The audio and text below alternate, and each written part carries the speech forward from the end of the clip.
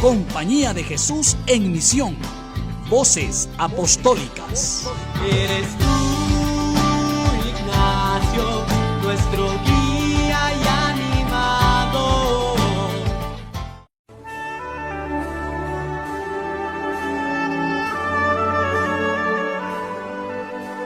Muy buenos días, amigos y amigas. Estamos en Radio Progreso. Siéntase bienvenida, siéntase bienvenido. Y también a quienes nos ubican desde las redes sociales, también de nuestra Radio Progreso. Como todos los fines de semana, tenemos Compañía de Jesús en Misión, Voces Apostólicas.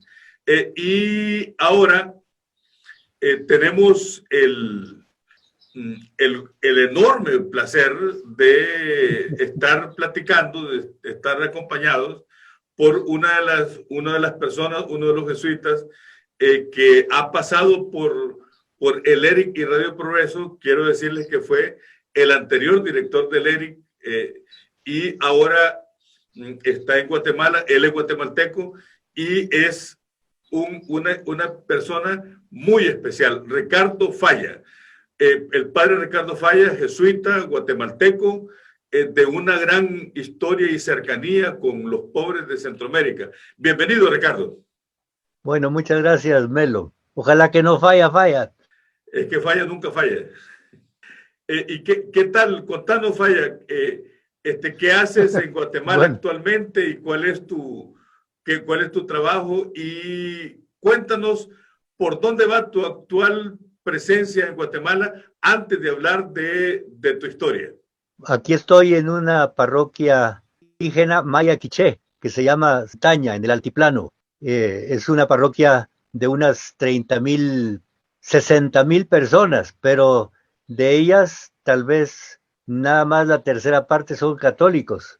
La otra tercera parte es la ciudad antigua y el resto, que son como 40%, son evangélicos. Entonces aquí estoy yo trabajando en esta parroquia, pero especialmente ahora en tiempo de la pandemia está encerrado. Tengo más de 85 años, ¿no? Entonces nos dijeron que los viejos peligramos mucho por el contagio.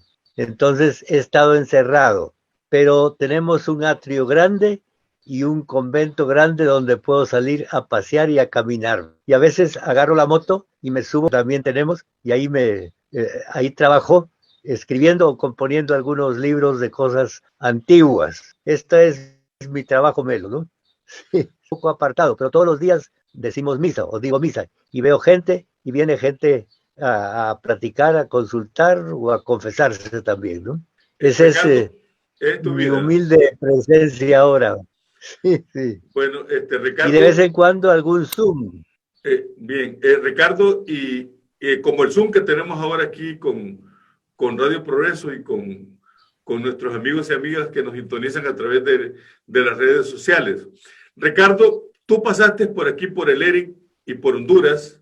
Entiendo que a finales de la década de los 90, ya del siglo pasado. ¿Cuál fue tu labor aquí y qué recuerdos tienes de Honduras y de tu trabajo aquí en el ERIC, pero también en Tocoa, que fue donde estuviste trabajando? Por favor, cuéntanos algo de este paso por Honduras, Falla.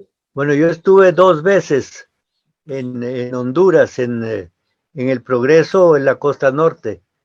Una, ya no me acuerdo bien las fechas, pero una fue después de haber estado en la montaña en Guatemala durante 6 meses en Guatemala, ¿no? Entonces estuve acá, estuve en Honduras, ¿no? Y después, cuando duras 8 años, ¿verdad? 8 años, y en Tocoa, cuando fue la llena y la avalancha que hubo, ¿cómo se llamaba la comunidad en aquel? En la Vicinia. En la Vicinia, Tocoa, ¿no? Que murieron en un de párroco en Tocoa, en vez a mí me allá, ¿verdad? Y ahí fue cuando me entregaron la dirección del ERIC, aunque teníamos muy buena relación con Radio Progreso, ahí estaba Chepe Owens, pero eran 2 instituciones distintas. Ahora creo yo que se han unido, ¿verdad? Entonces, estando en el ERIC fue cuando no el Mitch, yo estaba en el ERIC, el que ahora es cardenal, Monseñor Rodríguez, bueno, el alcalde de Progreso nos entregaba a nosotros de la iglesia la repartición de víveres. El arzobispo de Tegucigalpa, que era nuestro superior eclesiástico, ¿verdad? ¿Qué le parecería a usted si pido al padre Melo en la mañanita temprano? Entonces me dijo, me parece muy bien. Y entonces le pedí al provincial que te regresara a Honduras, porque estabas tú en El Salvador. ¿Te acuerdas tú de eso? Lo recuerdo bien, Ricardo. Mírenlo, mírenlo. Y entonces tú quedaste encargado de la reconstrucción, primero de la rehabilitación en Progreso y después de la reconstrucción, ¿no? Fue cuando escribiste tú un artículo, creo que, no sé si en El Tiempo o en El Heraldo, que decía, comenzaba el artículo, ¿y dónde está la tranca? Es memoria la que tiene. Yo si no lo dice, no lo recuerdo, Ricardo. ¿Ah? ¡Qué barbaridad! Sí, bueno, así fue, ¿verdad? Como se dan cuenta, amigos y amigas de Radio Progreso y de las redes sociales, con Ricardo Falla tenemos una relación muy cercana, una historia compartida y es una de las personas de las que, y lo digo aquí en público con claridad y sencillez, de las que más he aprendido y una de las personas a las que más valoro. Aquí lo digo como confesión pública. Ricardo querido, entonces estuviste aquí en Honduras, en Tocoa, en el ERIC, en Tocoa cuando fue aquella llena tremenda en el año 93 en la Vicinia, cuando se vino una gran, se desbordó un cerro y dejó cantidades, decenas y decenas de muertes, y luego te tocó aquí en el ERIC, como bien lo recuerdas, esa etapa tan difícil del MIS, y cuando estuvimos trabajando juntos. Pero antes, Falla, cuéntanos sobre tu experiencia en el ISCAN, con toda tranquilidad y como quieras contarla, porque es una experiencia que a nosotros nos interesa, sin duda alguna, conocerla de tu propia voz y también aprender de ella, Ricardo Falla. ¿Cuál? Es que ahí te perdí una cosa. ¿Qué es lo que quieres que cuente? Lo de tu experiencia en el ISCAN.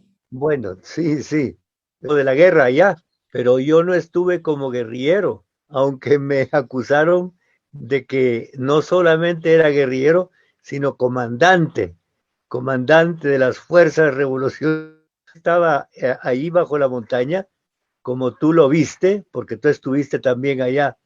Estuve yo en trabajo pastoral como sacerdote, atendiendo a gente que tampoco era guerrillera porque no tenía armas, pero estaba apoyando la lucha revolucionaria donde había muchos que tenían a sus hijos, ¿verdad? Entonces les daban de comer y nosotros, yo como sacerdote, y también tú estuviste ahí un tiempo, apoyábamos a esa gente civil que apoyaba a las fuerzas revolucionarias, ¿no? Fue algo así como que si hubiéramos sido algo parecido a lo que es un capellán militar, ¿verdad? Que está apoyando pastoralmente, a la gente que está en resistencia. Era resistencia civil. Ahí estuve yo 6 años y tú en unas vacaciones me fuiste a suplir, como recuerdas, ¿verdad? Así es. Entonces, hay mucho que contar y he escrito también algunas cosas sobre esto, pero es largo, yo no sé si les interesa más, si tú quieres preguntar. Sí, Eso fue antes de la firma de la paz. Sí, estamos hablando de qué años y cómo fue que entraste y cuáles fueron algunas de las experiencias o de las anécdotas que más recuerdas y que marcaron también tu vida en ese tiempo en la selva del ISCAN, Ricardo.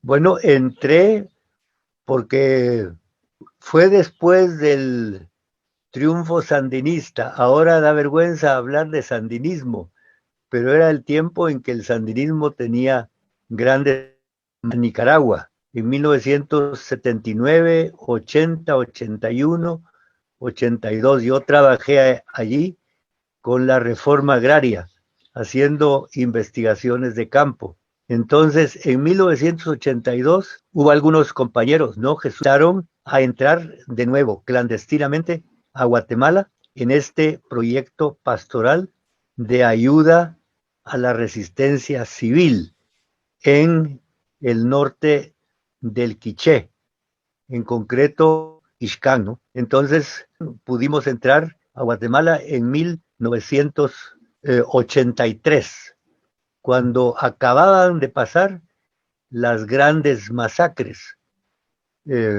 como la masacre de Cuarto Pueblo, donde mató el ejército a cerca de 350 personas en 3 días, en marzo de 1982. He quedado debajo de los árboles resistiendo.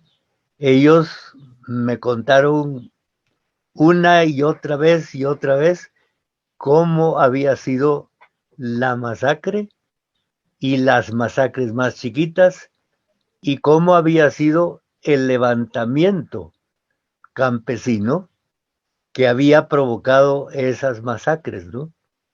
Entonces, eso fue en 1983, finales, ¿no? Y principios del 84. Es cuando yo estuve ahí 6 meses. Entonces, estuve yo como sacerdote, pero a la vez como antropólogo. Entonces, la gente a mí me contaba sus historias y yo las ponía por escrito en un papelito con letra muy fina, ¿verdad? Y con letra casi ininteligible, por si acaso esos papeles caían en manos enemigas, ¿no? Entonces, después de esos 6 meses, yo salí a México y me dediqué a escribir, a sistematizar todo lo que había oído. Y de ahí salieron 2 libros gruesos, pero que no se publicaron entonces porque no se podían publicar. Bueno, sí se podían publicar, pero tenían consecuencias para otros, más que para mí, porque yo estaba en México, para otros que estaban trabajando en Guatemala, porque en ese tiempo el ejército, si no encontraba al papá, entonces sí se vengaba, ¿no?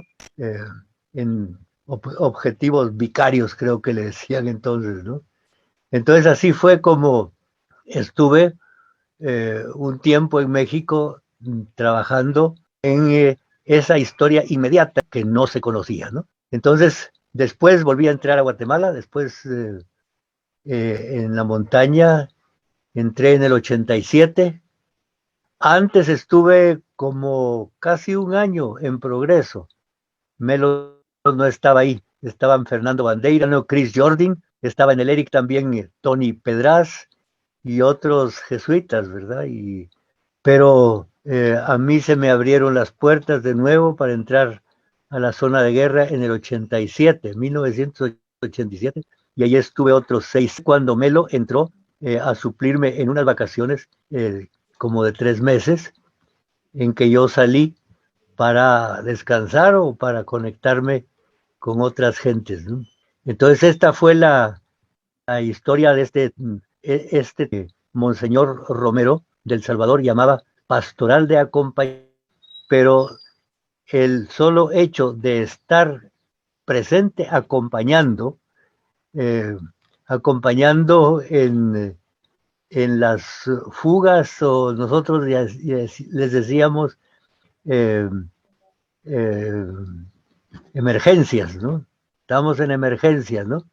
Entonces quería decir que todos estábamos con nuestras cosas listas, o a veces huyendo bajo la montaña porque nos había quemado el campamento, el ejército. Entonces, estar solo, estar acompañando era una pastoral, aunque no estuvieras haciendo nada más que platicando con la gente que estaba tal vez sentada debajo de la montaña sobre algunos troncos, esperando hacia dónde teníamos que huir dentro de unas 2 horas o 3 horas, dependiendo de dónde venía el ejército en ese tiempo, ¿no? Ese fue el trabajo, ¿no? Pero luego ya a principios de los 90, no, a finales del 93, entonces el ejército encontró en un buzón en la montaña mis papeles y entonces yo tuve que salir para explicar a los obispos qué es lo que había sucedido, porque me estaban acusando, como dije al principio, de que yo era comandante guerrillero, comandante Marcos, porque en la montaña nos cambiábamos de nombre y yo tenía el nombre de Marcos. Yo dije, no, yo no soy Marcos, yo soy Marcos como el evangelista Marcos. El evangelista Marcos no vio nunca a Jesús. En lo que he escrito, yo no vi la gran masacre, ¿no? Pero yo estoy contando lo que me contaron, ¿no? Entonces esa fue un poco de la historia.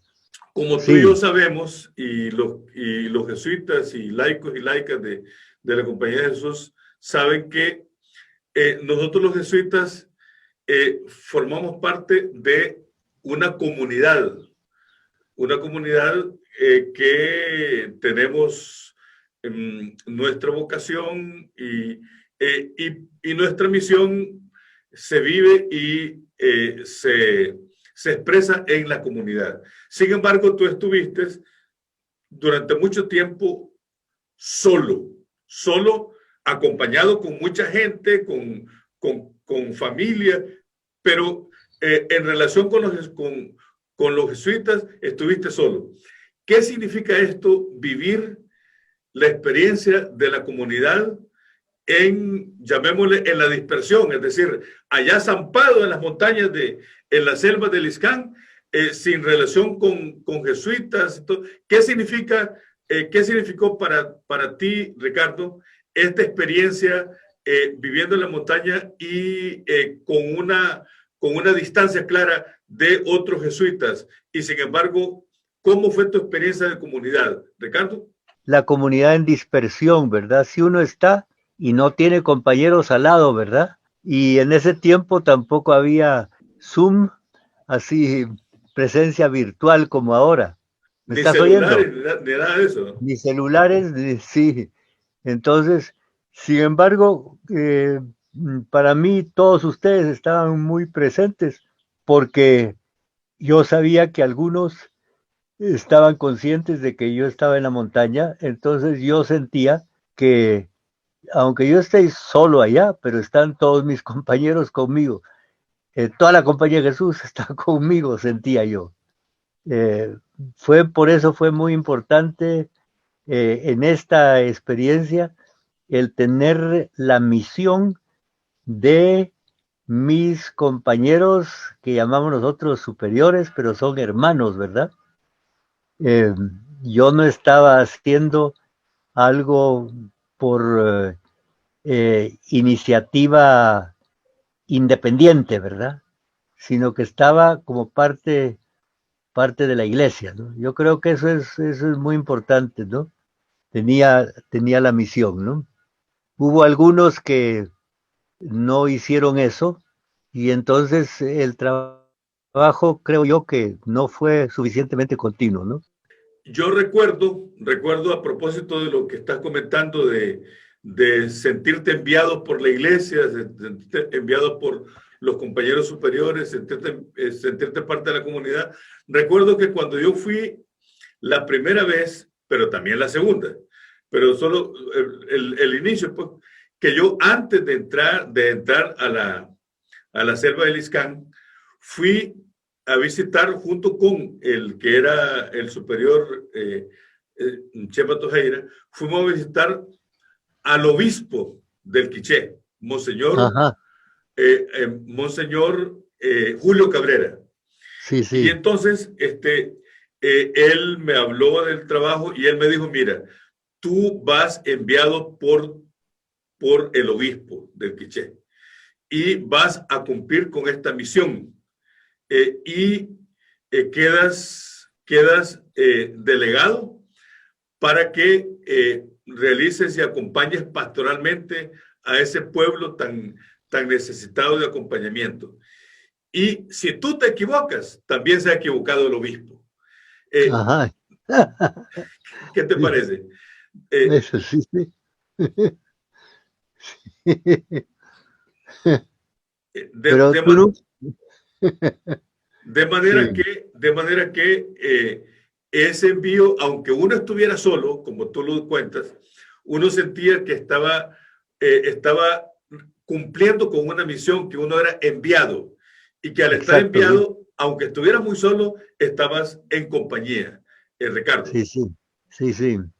Eso, Melo, es muy importante, aunque no estemos distanciados, pero hay veces que la vida nos margina y está uno tan solo como que si estuviera en la montaña.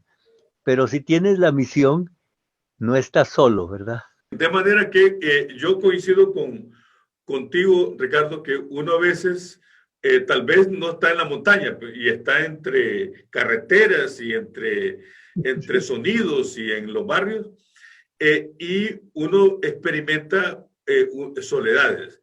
Pero, por ejemplo, cuando uno le viene a la memoria la presencia de rostros como el de, por ejemplo, Juan Hernández Pico, como el de Ricardo Falla, como el de Paco Isnardo, y otros compañeros, entonces uno siente como un alivio en el corazón, porque uno dice, es cierto, experimento esta sensación de soledad, pero no estoy solo. Estoy en una misión y hay compañeros jesuitas eh, con los que yo me siento profundamente identificado Sí. y ahí incluso, Bueno, pues si así me es, Melo. equivoco, Sí. esa es la misión, Ricardo. Así es, ¿verdad? Sí. Nos equivocamos. Por eso, Melo, es muy importante, como siguiendo a San Pablo, estamos en las esquinas, pero estamos en el centro, ¿no? Y hay veces que aunque uno no lo sienta en el corazón, pero tenemos la fe que nos acompaña, ¿verdad? Que estamos en los márgenes, según pasan los años, y ahí la marginación es mucho tiene que ver la edad, ¿verdad? Uno se vuelve viejo. Y como decía Hernández Pico muchas veces, ¿no? Yo tengo mucho miedo de morir de olvido, te va la memoria y entonces te estás muriendo. No, tengo miedo de que me suban a la azotea en la silla de ruedas y entonces se olviden de mí, me dejen ahí. Sí, Qué, sí, qué buena figura, qué buena figura. sí. Ricardo, hace un rato, cuando hiciste referencia Sí. a, Bueno, cuando hiciste referencia en el 82, hablaste de tu trabajo como antropólogo. Cuéntanos, Falla, algo de tus escritos, qué has escrito y qué es lo que dejas, porque los escritos son una concreción de tu herencia a la Compañía de Jesús, sí. a la iglesia, a la sociedad, al mundo de los pobres. ¿Cuáles son los escritos más significativos que has hecho como antropólogo, Ricardo Falla? Pues no sé, Melo. Eh, no sé eh, cuáles son significativos porque tal vez a uno le parece este escrito es muy bueno, ¿verdad? Pero hay un escrito que no es muy conocido que se llama Esa muerte que nos hace vivir, ¿no? Y que nos pusiste a estudiar cuando nos Que diste es, clase en la UCA. sí, sí, porque ese lo escribí con el corazón llagado, ¿verdad? Sí. Y es un estudio de la religiosidad popular de Escuintla, parecida a la religiosidad popular hondureña, no la religiosidad popular indígena, ¿no?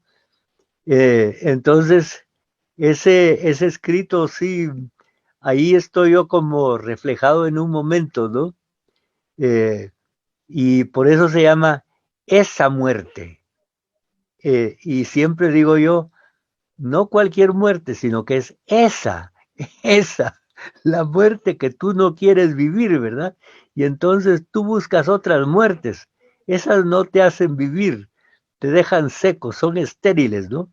Pero hay una muerte que es la que de verdad te toca el corazón con toda la fuerza, esa es la que te hace vivir, ¿no?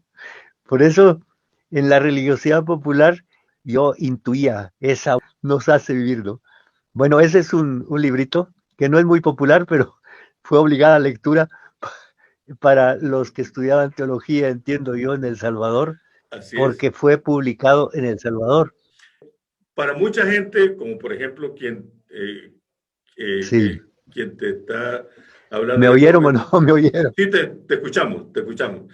Para Sí. mucha gente, entre ellos quien te habla, estas experiencias que escribiste de las comunidades de población en resistencia, CPR del ISCAN, también han sido muy importantes y a nosotros nos ha impactado Historia de un Gran Amor. Algo que cuentes ahí, que sea parte de tu experiencia o de tus anécdotas, Falla. De la historia de un gran amor. Bueno, ahí fue un punto para mí, fue cuando la guerrilla, que era la responsable nuestra, aunque estuviéramos nosotros en trabajo pastoral, era la responsable nuestra en cuanto a seguridad. Entonces la guerrilla me sacó del área de guerra por seguridad. Yo no quería, pero iba saliendo yo con un grupo de gente campesina que... Bien, amigos y amigas de Voces Apostólicas, aquí en Radio Progreso hemos estado escuchando entrecortado en algunos momentos al padre Ricardo Falla, Ricardo Salvador Falla Sánchez, jesuita ya llegando casi a los 90 años, con una vida intensa, comprometida, una referencia auténticamente ejemplar para la Compañía de Jesús, ya no solamente de Guatemala, ni de Honduras, ni de Centroamérica, sino para la Compañía Universal. Ricardo Falla Sánchez es un referente muy conocido como jesuita, como antropólogo y como un ser humano generoso, entregado y con unos niveles de humildad enormes. Yo personalmente he vivido la experiencia de cercanía. Yo me he alimentado enormemente de la capacidad académica, pero también de la capacidad humana y espiritual de Ricardo Falla.